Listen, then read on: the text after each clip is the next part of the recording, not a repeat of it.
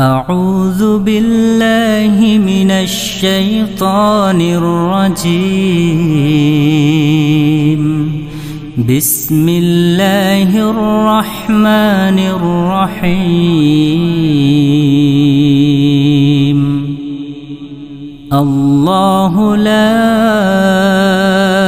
إله إلا هو الحي القيوم لا تأخذه سنة ولا نوم له ما في السماوات وما في الأرض من ذا الذي يشفع عنده إلا بإذنه يعلم ما بين أيديهم وما خلفهم ولا يحيطون بشيء من علمه إلا بما شاء وسع كرسيه السماوات والأرض ولا يؤوده حفظهما وهو العلي العظيم।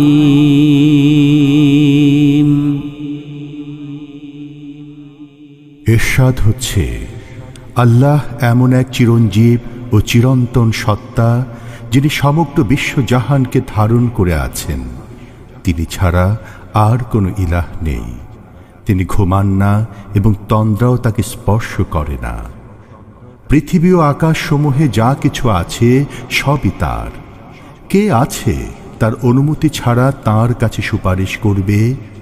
যা কিছু মানুষের সামনে আছে তা তিনি জানেন এবং যা কিছু তাদের অগোচরে আছে সে সম্পর্কে তিনি অবগত। তিনি নিজে যে জিনিসের জ্ঞান মানুষকে দিতে চান সেটুকু ছাড়া তার জ্ঞানের কিছুই তারা আয়ত্ত করতে পারে না। তার কর্তৃত্ব আকাশমণ্ডলী ও পৃথিবী ব্যাপী।